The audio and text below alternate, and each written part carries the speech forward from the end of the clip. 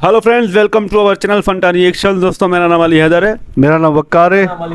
Major गोरावारिया की video आ गई है, देखते हैं आज मेजर गोरावारिया हमें क्या मैसेज देते हैं या कैसी बातें करते हैं। तो टाइटल है major Gaurav Arya speaks as a soldier to general Asim Munir on recent events in Pakistan. Major Gaurav Arya एक सोल्जर की हैसियत से अभी पैगाम दे रहे हमारे आर्मी चीफ को। वैसे तो वो तबसरे करते रहते हैं मीडिया पर भी बैठकर, यहाँ पर चैनल पर पाकिस्तान में क्या हो रहा है सब कुछ हमें बताते हैं। आज वो अपनी जो पहले सोल्जर थे ना, उस हैसियत से वो कुछ बताएंगे। देखते हैं कि हमारे आर्मी चीफ के लिए क्या पैगाम है।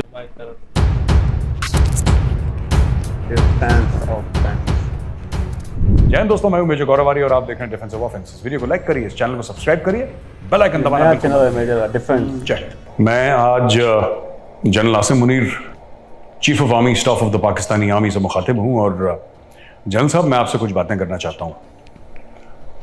पहली बात तो यह कि जो भी 9 मई के बाद हुआ, बतौर हिंदुस्तानी अच्छा हुआ। मैं खुश होते हैं हिंदुस्तानी इसमें हमारे झूठ क्यों हालात बोलूं, देखकर। बड़ा अच्छा लगा जब पाकिस्तान तहरीक इंसाफ वाले लोग घुस गए जीएचक्यू में, घुस गए कोर कमांडर के घर पे, फैसलाबाद में आईएसआई का ऑफिस फूंक दिया, सरगोदा में एयरबेस को जलाया, डैमेज करा, उसकी दीवार तोड़ दी, क्वेटा में भी एयरफोर्स के बेस पे हमला हुआ और दीगर आपके स्ट्रेटेजिक जो फैसिलिटीज थी, एसेट्स थी, उनके ऊपर हमला करा गया। तो as an Indian, former Indian army officer, मुझे बहुत अच्छा लगा।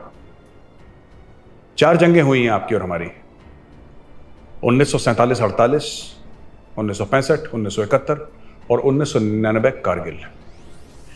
लेकिन मुझे कभी नहीं ऐसा लगा, या जो मेरी थोड़ी बहुत नॉलेज है तारीख के बारे में, हिस्ट्री के बारे में, इतिहास के बारे में, जनरल साहब, कभी ऐसा मुझे याद नहीं है कि जीएचक्यू पर कभी अटैक हुआ हो इन 4 जंगों में, या किसी कोर कमांडर के घर के अंदर कोई घुस गया हो, या कोई दफ्तर उड़ा दिया हो।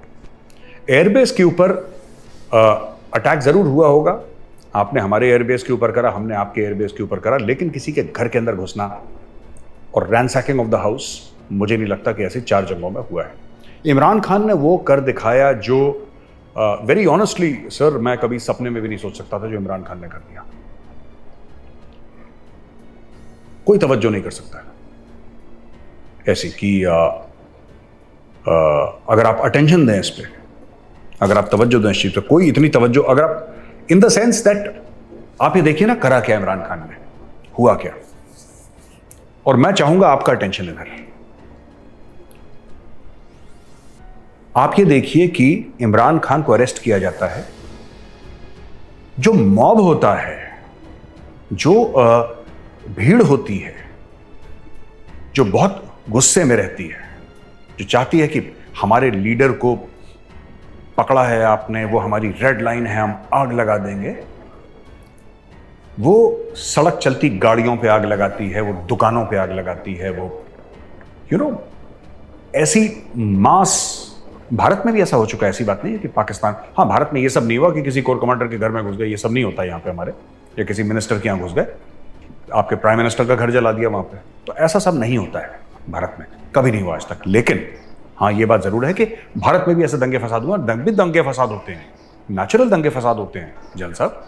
तो दुकानें जल गई, बसें जल गई, स्कूटर जल गया, मोटरसाइकिल जल गई, किसी बिल्डिंग में आग लगा दी और लूटपाट हो गई। मॉब ये सब काम करता है। ये मॉब्स अमेरिका में भी मॉब्स ये करते हैं, भारत में भी करते हैं और पाकिस्तान में भी करते चले आए थे। लेकिन जो 9 मई को हुआ, वो मॉब एक्शन नहीं था, वो मॉब एक्शन नहीं था, वो एक मिलिट्री एक्शन था। मैं ये नहीं कह रहा कि हम लोगों ने करा है, no, I am not saying that. मैं जनरल साहब आपसे ये कह रहा हूं कि ऐसा वो बैठ के किसी ने प्लान करा है। आप भी फौजी हैं, मैं भी फौजी हूं, आप मुझसे कई डेकेड सीनियर हैं, तो मेरा और आपका नॉलेज का और एक्सपीरियंस का कोई मेल नहीं है। You are miles and miles ahead in terms of professional knowledge than me, this I will accept.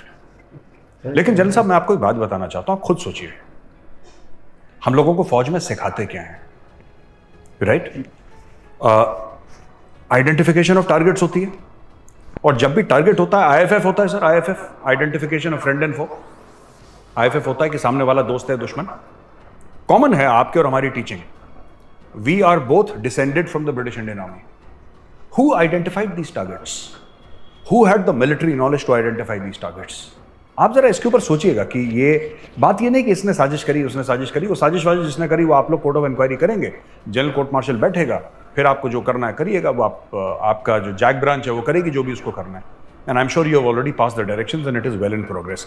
But मैं कुछ और कहना चाहता हूं जनरल साहब, somebody has very smartly on a map, किसी ने एक फौजी की तरह नक्शा लिया है। आपको भी पता है सर, हम लोग जब काम करते हैं नक्शे पे काम करते हैं, we all work on maps, we work on sand models, that is how फौजीज are everywhere, specially India and Pakistan. हमारे यहाँ तो है ही है, ब्रेड एंड बटर ही है। किसी ने मैप निकाला है जनरल साहब, और किसी ने मैप पे प्लॉट करे हैं टारगेट्स, और प्लॉट करने के बाद रिसोर्सेज एलोकेट करे हैं एक स्पेसिफिक टारगेट के लिए। तुम जाओगे कोर कमांडर के घर, तुम जाओगे सरगोदा एयरबेस, तुम जाओगे क्वेटा एयरबेस, तुम GHQ रावलपिंडी, तुम फैसलाबाद ISI ऑफिस। ये रिसोर्सेज एलोकेट करे हैं। इनके पास रिजर्व भी थे, इनके पास रिजर्व भी थे। अगर आप सोशल मीडिया देखेंगे, सोशल मीडिया को अगर आप छानेंगे आपको पता लगेगा, जैसे फौज में होता है ना स्ट्रेटेजिक रिजर्व्स होते हैं, they had strategic reserves. There is the issue is not कि वो कोर कमांडर के घर में घुसे, the issue is that this was a planned military operation. मैं मानने को तैयार हूं, मैं फिर कह रहा हूं कि जनरल साहब you are far more experienced, you are far more senior than me. मैं तो आपको कुछ सिखा नहीं सकता, उल्टा मैं हो सकता है आपसे कुछ सीख ही लूं, लेकिन this was a planned military operation, this was not political workers. Political workers may have been used, लेकिन एक प्लान्ड मिलिट्री ऑपरेशन था। जिस तरीके से, जिस सफाई से करा गया, अचानक टारगेट आइडेंटिफाई हुआ। किसी को यह खबर नहीं थी, इमरान खान कह रहा था मैं अरेस्ट होऊंगा, अरेस्ट होऊंगा, अरेस्ट होऊंगा, लेकिन किसी को यह नहीं पता था कि उस वक्त, उस दिन, उस समय इमरान खान अरेस्ट हो जाएगा। This nobody knew. Late afternoon को इमरान खान अरेस्ट होता है, within 1 or 2 hours rioting breaks out and they know exactly where to go, they know exactly where to go. और ये सोचने वाली बात है सर, किसने प्लान करा, किसने टारगेट्स आइडेंटिफाई करे, किसने इनके स्ट्रेटेजिक रिजर्व्स बनाए, किसने इनको लॉन्च करा इनटू बैटल, किसने बोला कि तुम ये करोगे, यहां पे रुक जाना। This was a very very well planned operation. तो इसके बारे में आपको सोचना है। दूसरी चीज, जनरल साहब देखिए, मैं तो एक इंडियन आर्मी ऑफिसर हूं, वेटरन हूं। मैंने 1999 में I had left the army. मुझे बड़ी खुशी हुई क्योंकि पाकिस्तानी फौज हमारी दुश्मन है और हम आपके दुश्मन है सर, ये बात क्लियर है आपके और हमारे बीच में। At least you know, unlike civilians who say that हम दोस्त हैं या ऐसे, we are professional soldier sir. और आपको ये बेहतर पता है कि मैदान जंग में जब होगा तो आप मुझे नहीं छोड़ेंगे, मैं आपको नहीं छोड़ूंगा, जैसा भी होगा। मैं से मेरी मुराद इंडियन आर्मी का कोई भी अफसर होगा या पाकिस्तानी फौज का, जो आर्मी का जो भी अफसर होगा, फोर्सेस का आपका जो भी अफसर होगा, उनका दे प्ले टू विन, ये अंडरस्टैंडिंग है। लेकिन मैं ये भी कह दूं कि खुशी का इजहार करना चाहूंगा कि अच्छा लगा जब कोर कमांडर की पतलून को एक लकड़ी के ऊपर पूरा ऐसे घुमाया गया, जैसे झांकियां निकलती हैं ना। A procession was taken out with the corps commander's trousers and it give me a lot of happiness. GHQ के अंदर जब लोग घुसे, it give me a lot of happiness. जब Pakistan descended into chaos, it give me a lot of happiness and I am being very honest about it general साहब। मैं झूठ नहीं बोलूंगा कि मुझे बड़ा बुरा लगा, ऐसा नहीं होना, मुझे कोई बुरा नहीं लगा, मुझे बहुत अच्छा लगा। मुझे बुरा कब लगा मैं आपको यह भी बताना चाहता हूं। और आपकी फौज हमारी फौज की दुश्मन है, फिर भी मुझे बुरा लगा जब जिन लोगों ने जान दी थी पाकिस्तान के लिए, जब उन लोगों के साथ गलत हुआ। खास तौर से कई लोग हैं उसमें, MM आलम का भी है, और कई लोग हैं जो आपके शहीद थे, जिनके साथ गलत हुआ, जिनकी यादों के साथ गलत हुआ, जिनकी फोटोग्राफ्स थी, जिनके पुतले बनाए गए थे, स्टैचूज थे, उनके बुत थे, और काफी चीजें तोड़ी गई। लेकिन सबसे बुरा जो मुझे लगा वो मुझे कैप्टन कर्नल शेर खान का लगा। मैंने पहले भी कहीं बात करी थी इसके मामले में कि कर्नल शेर खान दुख हुआ है।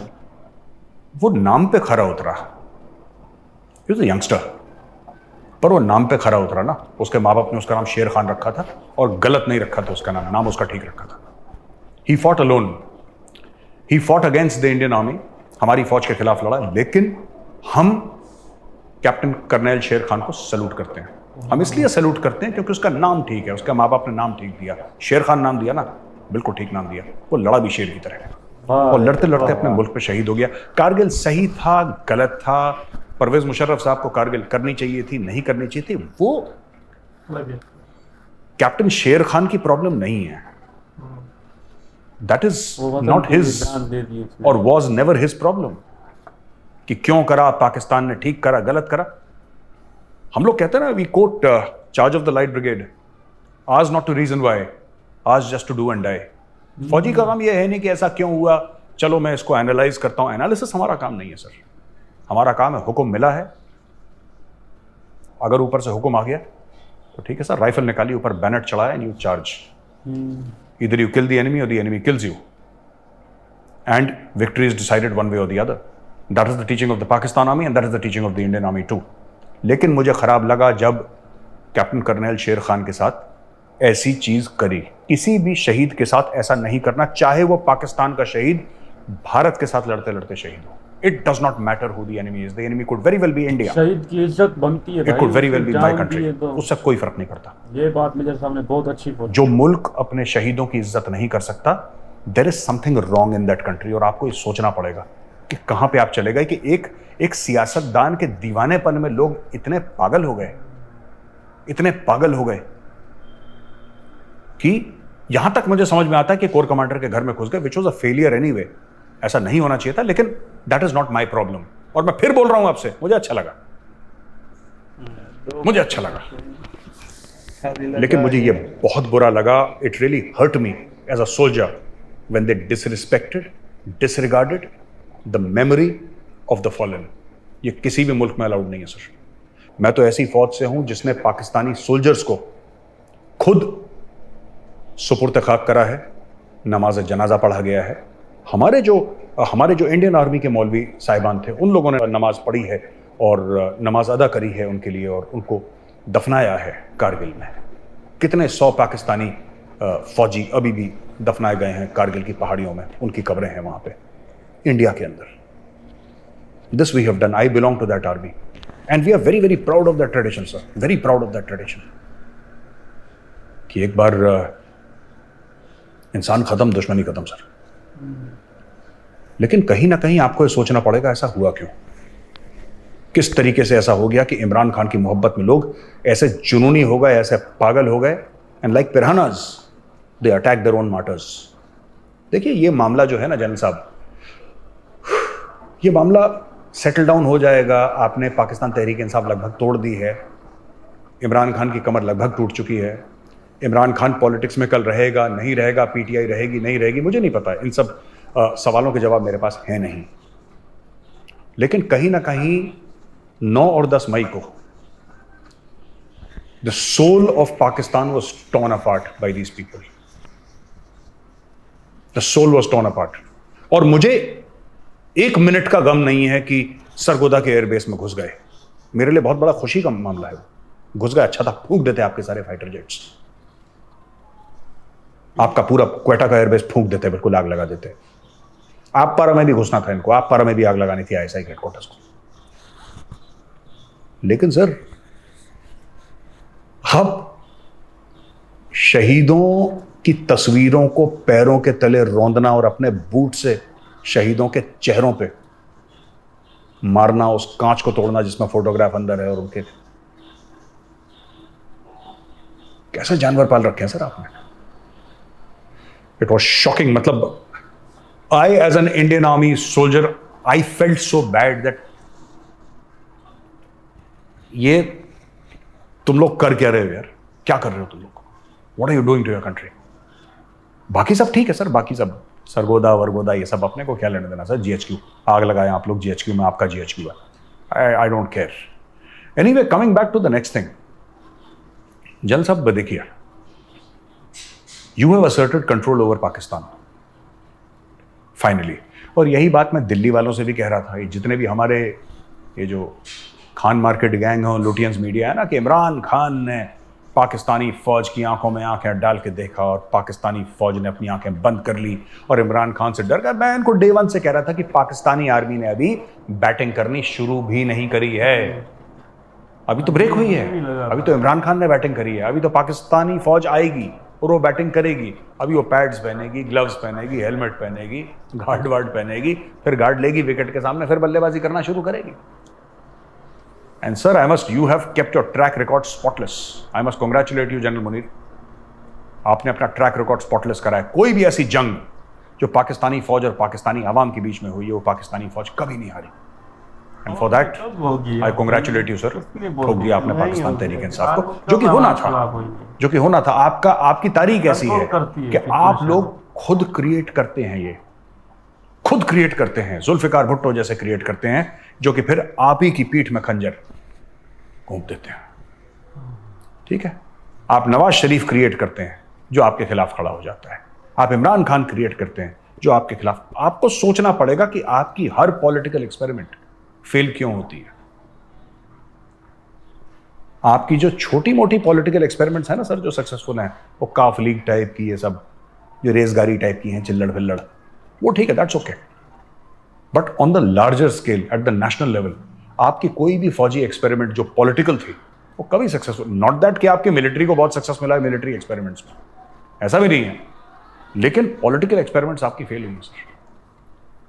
अब मैं आपसे बड़ा जूनियर हूं, लेकिन मैं आपको एक दो नसीहतें देना चाहता हूं सर, अगर आप बुरा ना माने. And sorry for saying all this. जैसा मैंने बोला, आप मुझसे बहुत सीनियर हैं, लेकिन फिर भी अगर आप चाहते हैं दिल से कि पाकिस्तान तरक्की करे, ये मैं नहीं चाहता, मैं चाहता हूं कि पाकिस्तान पूरा रिसेशन में घुसे. मैं चाहता हूं पाकिस्तान डिफॉल्ट करे, और मैं चाहता हूं पाकिस्तान का नुकसान. सर मैं आपको ब्लंटली बोल रहा हूं, बोलते हैं आपके लिए, आपके मुल्क के लिए मेरे दिल में कोई नेक तमन्नाएं नहीं, ना कभी थी ना कभी होंगी. जितना आप परेशान होंगे उतना मैं खुश होऊंगा. Let's be very clear. लेकिन फिर भी मैं एक सलाह देना चाहता हूं. आप 5 चीजें करिए, पाकिस्तान अपने पैरों पर खड़ा हो जाएगा. सबसे पहले अपने लोगों को गलत हिस्ट्री पढ़ाना बंद करिए. लोग मानते नहीं हैं, लेकिन मैं ये मानता हूं कि अगर कोई चीज इन्वेंट करनी है, कोई चीज इजाद करनी है, तो उसमें साइंस काम आती है. लेकिन अगर आपको कौम बनानी है ना, तो उसमें हिस्ट्री काम आती है. जब आप लोगों को गलत हिस्ट्री पढ़ाएंगे ना जनरल साहब, जब आप लोगों को यह बताएंगे कि हमने इस तरीके से पाकिस्तान लिया, उस तरीके से पाकिस्तान लिया, तो आप लोगों के जो दिमाग है उसमें गलत फहमियां पैदा कर रहे हैं. और ये गलत फहमियां ज्यादा चलती नहीं है, फिर लोग उसको कवर अप करने के लिए झूठ बोलते हैं. तो पहले अपनी हिस्ट्री ठीक करिए, और पाकिस्तान स्टडीज की जो बकवास है, इसको जनरल साहब बंद करवाइए. नंबर 2, डुअल सिटीजनशिप अपनी कंट्री में बंद करवाइए. जितने भी आपके लकड़बग्गे हैं ना, जिनके पास 2-2 पासपोर्ट हैं, आप मना करिए. सबसे पहले you have the authority to do it. आप बोल दीजिए साहब डुअल पासपोर्ट नहीं चलेगा पाकिस्तान में. Either you are loyal to Pakistan और you are loyal to UK. ये डबल लॉयल्टीज नहीं चल सकती. ये आपके मुल्क को खा बैठी. तीसरी चीज, अगर आप ये कहते हैं कि आपको निकलना है पॉलिटिक्स से, आपने बोला न्यूट्रल है, कमर जावेद बाजवा साहब ने बोला न्यूट्रल है. क्यों इमरान खान ने भरोसा नहीं करा? क्योंकि इमरान खान को पता था आप न्यूट्रल नहीं है. और आज जो चल रहा है वो इसका सबूत है कि आप लोग न्यूट्रल नहीं है. और सबसे बड़ी चीज, जो तीसरी चीज आप जो कर सकते हैं ना, हर एक कंट्री में, हर एक मुल्क में फॉरेन इंटेलिजेंस और डोमेस्टिक इंटेलिजेंस एजेंसीज अलग होती हैं. चाइना में अलग हैं, अमेरिका में आपको पता है FBI डोमेस्टिक इंटेलिजेंस देखती है, CIA बाहर का इंटेलिजेंस देखती है. यूके में आपको पता है MI6 MI7 foreign and domestic. You are very well aware, अंदर का और बाहर का. उसी प्रकार से भारत में आपको पता है IB और रॉ, और टेररिज्म के लिए NIA. अलग अलग इंटेलिजेंस. सिर्फ आपका मुल्क है जहां पे ये सबसे बड़ी परेशानी है कि ISI वाले अंदर भी चाबी भरे रहते हैं, बाहर भी चाबी भरे रहते हैं. बाहर तो क्या ही भरते हैं बेचारे चाबी, अंदर ज्यादा भरते हैं. बाहर ISI का कोई सक्सेस नहीं हुआ पाकिस्तान के बाहर. पाकिस्तान के अंदर खूब इन्होंने पॉलिटिकल मैनूवरिंग करी है. आपको ISI का जो पॉलिटिकल सेल है, आपको इसको खत्म करना पड़ेगा, जो डोमेस्टिक पॉलिटिक्स में घुसा हुआ है. ISI से ही लेकर मेरा चौथा पॉइंट है आपको आसिम मुनीर साहब, किसे होती है ISI में ये जो फौजियों का होल्ड है ना, खासतौर से आर्मी का, पिछली बार का इंटर सर्विसेज इंटेलिजेंस इसका नाम है. क्या नाम है? Inter services intelligence. यानी कि आर्मी, नेवी और एयरफोर्स तीनों का एक सर्विसेज का है, इंटर सर्विसेज इंटेलिजेंस.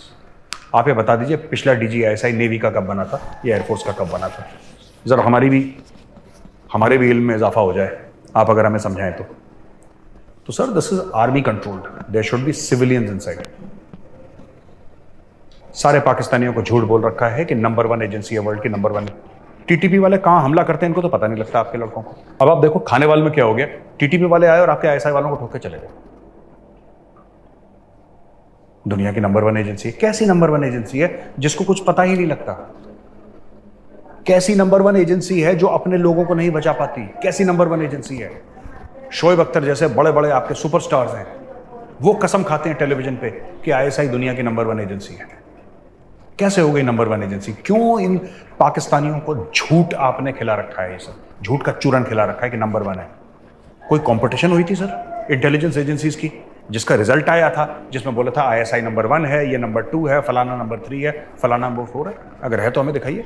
तो जनरल साहब, ये आईएसआई का आप इनको बिल्कुल अलग करवाइए। पांचवी चीज, बहुत जेन्युइन लोगों की प्रॉब्लम्स हैं बाकी 3 सूबों में पाकिस्तान के, जरा उधर तवज्जो दें आप।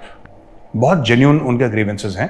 हो सकता है कुछ इमेजिन्ड हो, ये भी हो सकता है, मैं ये नहीं कह रहा कि सभी जेन्युइन है, लेकिन काफी जेन्युइन ग्रीवेंसेस हैं। कभी वहां पर भी जाइए, वहां पर भी जाइए, लोगों से बात करिए, और अगर पॉलिटिक्स से हटना है तो फिर पूरी तरीके से हटिए। ये इफ एंड बट करते हैं ना तब गड़बड़ है। अच्छा, सुनने में आया है, पाकिस्तानी सोर्सेस तो बताते रहते हैं, मैं कुछ ना कुछ हमसे बातचीत करते रहते हैं, कि पिछले 5 दिनों से इमरान खान ये कह रहा है कि मुझे एग्जाइल में जाना है। इमरान खान ये कह रहा है कि साहब ऐसा है कि अब मुझे मुल्क से जाना है, क्योंकि इमरान खान को पता है कि पार्टी इज ओवर, अब ये सब नहीं हो सकता, तो मुझे मुल्क से बाहर जाना है, मुझे बाहर भेज दो, एग्जाइल आप ही लोग भेज दो, मैं खुद छोड़ के ना जाऊं, आप ही लोग भेज दो। इमरान खान ने 2 चॉइसेस दी हैं, या तो मैं यूके जाऊंगा या मैं यूएस जाऊंगा। अच्छा, हम तो 3 साल से इसी प्लेटफॉर्म में डिफेंसिव ऑफेंस के बोल रहे हैं और लगातार बोलते चले आ रहे हैं, he is an American intelligence asset. Imran Khan जो है ना, वो CIA एसेट है। मैं आपको बता रहा हूं, क्योंकि इमरान खान कहता कुछ है, करता कुछ है। जब वो कहता है, जब वो ज़बानी कुछ कहता है, तब वो अमेरिका के खिलाफ जहर उगलता है, लेकिन जब वो काम करता है तो सारे काम अमेरिका के फेवर में करता है। तो एक ऐसा आदमी है जो, जिसको कहते हैं ना कॉल और फेल में फर्क है, इसको हिंदी में कहते हैं सर कथनी और करनी में फर्क है। इमरान खान कहता ये है कि अमेरिका ने साजिश करी, अमेरिका ने साजिश करी, लेकिन जब करने पे आता है तो चाइना पाकिस्तान इकोनॉमिक कॉरिडोर बंद कर देता है, जिसका सबसे बड़ा बेनिफिशियरी अमेरिका है, क्योंकि अमेरिका चाहता नहीं कि चाइना का इन्फ्लुएंस फैले। और सीपैक है क्या? After all what is CPEC? It is the flagship initiative और the flagship project of the belt and road initiative. यही तो है CPEC. CPEC is the primary flag bearer of belt and road. तो यही है। अब देखिए, इमरान खान को आपने क्या बोला साहब कि नहीं, अगर तुम जाओगे तो तुम जद्दा जाओगे। आपने नवाज शरीफ को भी जद्दा भेजा था पाकिस्तानी फौज ने, तो you are sending Imran Khan also to Jeddah. तो आप कहते हैं एग्जाइल, वहीं पे इमरान खान मना कर रहे हैं। हम तो कह रहे थे इमरान खान नहीं जाएगा, इमरान खान लंदन या फिर यूएस जाएगा। इमरान खान जाना ही वहां चाहता है। अब ऐसा सुनने में आया है कि आप जद्दा भेजना चाहते हैं उनको। देखिए साहब, ऐसा है कि इमरान खान क्यों मना कर रहा है जद्दा जाने के लिए? भाई, ये शख्स तो रियासत मदीना बनाना चाहता था, ये क्यों मना कर रहा है? इसके हाथ में तस्वीर रहती है, ये तो बात करता है सादिक और अमीन होने की, ये तो इस्लामिक टच देता है बात बात पे। तो भाई, जो इस्लामिक टच देता है बात बात पे, उसको क्या प्रॉब्लम है सऊदी अरब जाने से? वो क्यों? यूके के क्या उसको नाइट क्लब में जाना है या यूएस में नाइट क्लब में जाना है उसको? Why does he want to be there? इसका जो वाइफ है पुरानी, जो इसकी जमाइमा गोल्डस्मिथ है, उसके साथ तो इसका डाइवोर्स हो गया है।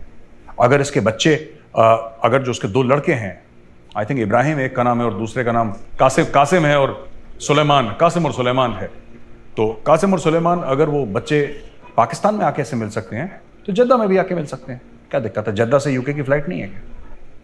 फिर एक क्यों कह रहा है कि मुझे यूके जाना है, क्यों कह रहा है मुझे यूएस जाना है?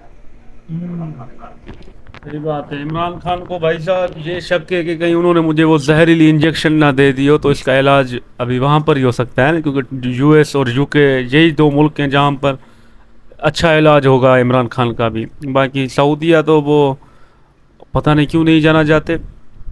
आज मेजर साहब ने बाकी यार बहुत सारे मतलब खुलासे किए। शुरू में इन्होंने मेजर जनरल आसिम मुनीर को जो पैगाम दिया कि आपको मैं एक सोल्जर की हैसियत से ये बताना चाहता हूँ कि 9 मई को जो वाक़यात हुए उसमें ये सब कुछ प्री प्लान्ड थे, मतलब पहले से ही प्लानिंग हुई थी, उसमें ना पॉलिटिक्स थी ना कुछ। तो उन्होंने एक्सपोज कर दिया, या फिर क्या सच्चाई है कुछ पता नहीं।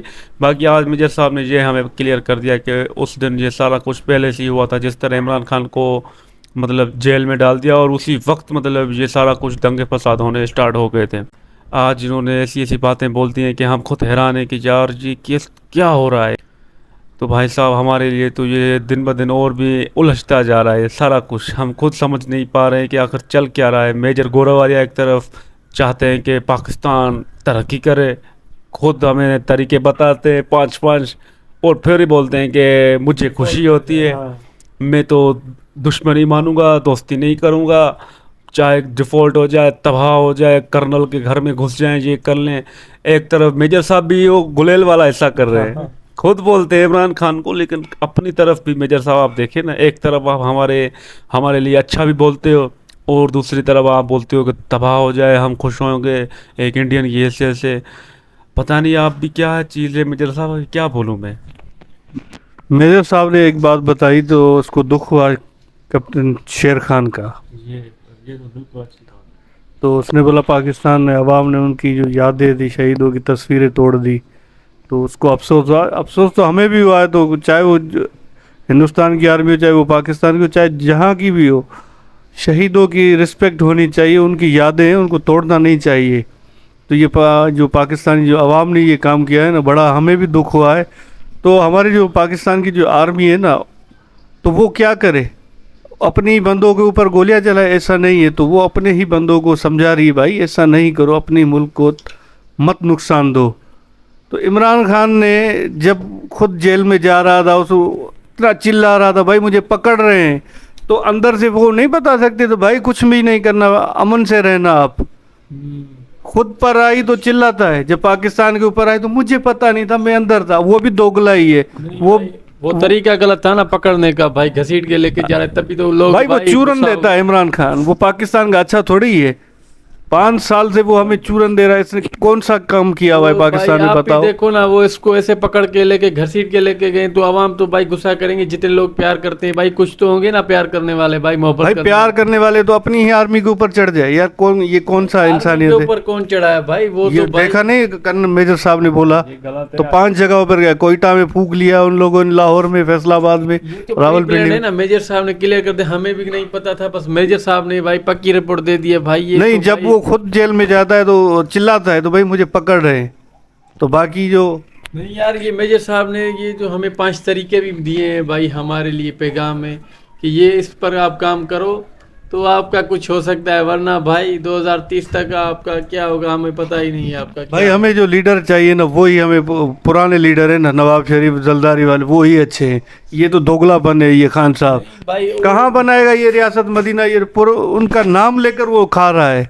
तो हमने नहीं देखा उसमें वीडियो में जो उसका जो असेंबली वाला तो बंदा था। भाई ये जो आपके पसंदीदा लीडर है ना पिछले वाले, तो आप तो उनकी वाह वाह कर रहे हो, पर वो भाई काम भाई क्या किया उन्होंने भाई? उन लोगों ने ये वाला कभी भी काम नहीं किया, अपनी ही आर्मी के अगेंस्ट नहीं हुए। ये अवाम को भड़का कर खुद भाग रहा है। अभी तो मुझे यूके भेजो। हम कहाँ पर अपनी आर्मी के खिलाफ हैं, हम तो उनसे ज्यादा भाई आर्मी देखो ना, हम आप अपनी पाकिस्तान की आर्मी के साथ है, जब भी बुलाए कि हम आएंगे उसके साथ। पाकिस्तान की आर्मी जिंदाबाद। बाकी खान साहब तो मैं बोलता हूँ ना, आर्मी वालों को तो खुदा रहा है, इसको पकड़ कर भगा दो या इसको बंद कर दो। नहीं भाई, वो हमारा दिलबर लीडर है, आप उसके बारे में भाई दिलबर बिलबर नहीं है, वो चूरन दे रहा है, सीधी बात नहीं, है। हम आपको नहीं मानते, पर हमारा लीडर है ना जो 1 नंबर 1 है। हिंदुस्तान देखो ना, हाँ, पाकिस्तान और हिंदुस्तान 1947 में दोनों ही अलग हो गए। तो आप देखो हिंदुस्तान कहाँ पहुँच गया है, हम देखे कहाँ हैं।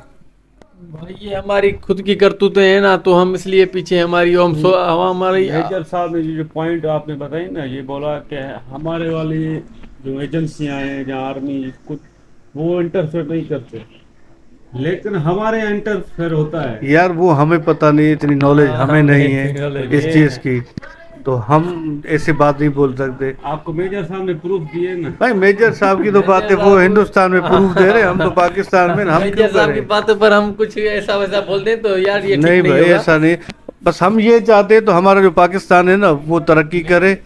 ये भाई जो हमारे जो पाकिस्तान की जो पॉलिटिक्स है ना, वो आपस में सीधे हो जाए तो हमारा जो मुल्क है ना वो तरक्की करेगा। नवाब शरीफ चाहे जलदारी चाहे इमरान खान, अवाम के लिए सोचे, अपने देश के लिए सोचे, बाहर जाने के लिए नहीं सोचे, यूके जाना है, ये करना है। 2 नेशनलिटी है जो वो भाई खान साहब के पास भी 2 नेशनलिटी है, आपको पता है, वो भी चूरन दे रहा है, यूके की है। नहीं अब नहीं क्या, उसकी भी वाइफ वहाँ की है। तो भाई क्या भाई अब क्या क्या क्या भाई सब कुछ ये ठीक है आपकी बातें, लेकिन अभी नई खबर आई है, हामिद मीर साहब ने बोल दिया है 2030 तक पाकिस्तान के टुकड़े हो जाएंगे अगर ये सारा कुछ मामला नहीं संभाला। तो ये जो भी इंडिया की तरफ से हमें बातें सुनने को मिलती है ना, बलूचिस्तान अलग होगा, सिंध ये वो, तो भी हमारे सीनियर जर्नलिस्ट हैं जियो न्यूज़ के, उन्होंने खुद बोल दिया है 2030 तक ये सारा कुछ भाई हो जाएगा। और जनरल बाजवा की भी बात बोली थी कि जनरल बाजवा ने खुद बोला है ये जो पाकिस्तान है हमारी आर्मी, वो इंडिया की आर्मी के अगेंस्ट कुछ नहीं कर पाएगी, इंडिया के साथ समझौता कर लेना चाहिए। ये हमारे इमरान खान और शाह महमूद कुरैशी ने इनकार कर दिया, वरना नरेंद्र मोदी भी आ रहा था इन पाकिस्तान दौरे पे। ये इमरान खान की सियासत थी कि भाई हमारे को क्या फ़ायदा होगा, इसलिए ये सारा समझौता कैंसिल। वरना आर्मी के चीफ उस वक्त बाजवा साहब ने तो क्लियर कर दिया भाई दोस्ती हो जाए, आवाम का भला होगा। क्या करें, इमरान खान ने आवाम को आर्मी के अगेंस्ट कर दिया। आर्मी हमारे लिए सोच रही है, हमारे लिए आवाज़ उठाती है, ये वो जंगे बहुत हो गई, अभी दोस्ती होनी चाहिए। और मेजर साहब को भी पता है, वो जनरल आसिम मुनीर को वो सीनियर मानते हैं, रिस्पेक्ट भी दे रहे थे। ये हमें बहुत अच्छा लगा क्योंकि वो हमारे करंट आर्मी चीफ को रिस्पेक्ट दे रहे थे और उनका इज्जत से नाम ले रहे थे, और अपनी तरफ से जो बातें थी वो भी क्लियर कर रहे थे कि भाई पाकिस्तान को इन चीज़ों की ज़रूरत है, इनको हिस्ट्री गलत पढ़ाई गई है। मेजर साहब आपने जो आज हमें बातें बताई सारी आपकी ठीक है, आपने जो रिस्पेक्ट दी हमारे शहीदों को और हमारे करंट आर्मी चीफ को, इस बात के लिए भी हम आपको अप्रिशिएट करते हैं। बाकी हम आपको सुनते रहेंगे, हमें बहुत कुछ आपसे पता चलता है, बहुत कुछ सीखने को मिलता है और बहुत सारी ऐसी ऐसी बातें पता चलती है जो न्यूज़ में भी नहीं होती। तो इस वजह से हम आपको सुनते रहेंगे, चाहे आप हमारे बारे में अच्छा बोलें या गलत बोलें। आप इंडियन हैं, आपकी बात को हम इतना दिल पे भी नहीं लेते कि आप अगर हमें बोल दें, क्योंकि आप इंडियन है ना। अगर कोई और इस्लामी मुल्क से होते तो फिर लगता कि यार एक मुसलमान होकर हमें ऐसा बोल रहे हैं, पर आपसे कोई हमें गिला शिकवा नहीं। मज़ा आ गया अच्छी वीडियो देखकर, मिलते हैं नेक्स्ट वीडियो में।